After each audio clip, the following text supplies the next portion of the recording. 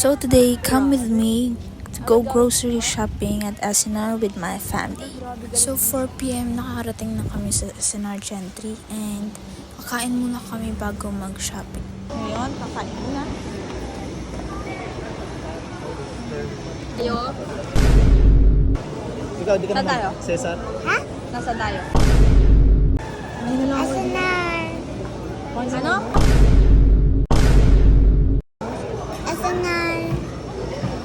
SNR. SNR. Ano po masasabi mo? Ano po masasabi nyo? Pagkain sa SNR. 1, 2, 3. Gutom na, gutom na. Limang ano lang, limang ano. Hello, sabi ko ano masasabi mo sa pagkain? So syempre, kakain muna kami bago mag-grocery shopping and masyado akong busog niyan kaya kumain na lang ako ng salad. So pagkatapos nga namin mag-snack and nagdiretso na kami agad para mag-grocery shopping. Ito. Ay, hindi. Ito. So una nga namin pinuntahan yung stock namin para sa shampoo tsaka sa mga sabon namin kasi nga naubusan na kami ng stock. Ito, shampoo. Ito yung cool mentol. Ito yung gusto namin. Ito yung skincare ko. And after sa skincare, sa body care, dumiretso na kami para sa food stock namin. So, nauna kami sa mga biscuit namin. And ayan, dumiretso ako agad sa Skyflakes. Ang dami nilang tinuturo dyan, kaya ang dami namin nalagay sa cart na kahit hindi naman dapat bilhin. And after nga sa mga biscuit, dumiretso naman kami sa mga drinks.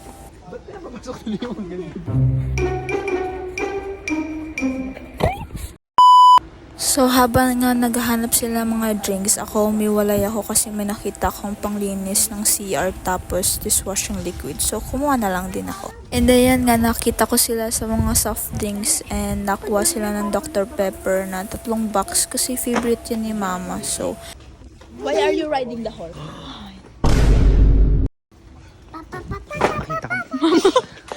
So, yun nga, nakabili kami ng oil na yan. Kaso naghanap ako ng olive oil kasi nga mas healthy siya. Ayun, ulit tayo sa mga gatas-gatas. And syempre, hindi makalimutan yung fresh milk ko. Oh, favorite gatas. Yan yung favorite na gatas. Yan, malicious. And ayan nga, papunta na kami sa mga frozen foods nga and sa mga vegetables. Full of.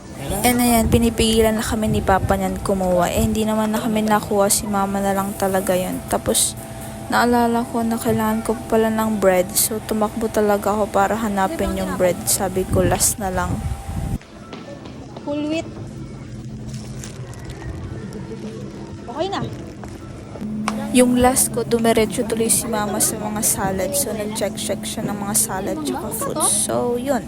Namimili pa rin kami. Imbis tapos na, nag-start kami ulit. So, ayan, wala na makita si Mama. So, dumiretso na kami sa counter para bayaran na ni Papa at uupo lamang kami kasi napapagod na si Mama.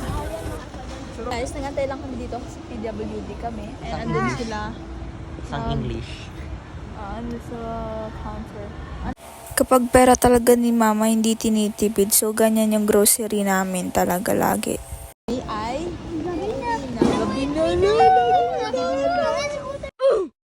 So, pauwi na nga kami niyan. Ginabi na talaga kami. Hi guys. Si Pang- Madoy. Ilalagay lang namin mga groceries sa likod ng car and alis na kami. Finally, uuwi na rin. Ginabi na kami sa pag-grocery. And thank you guys for coming with me.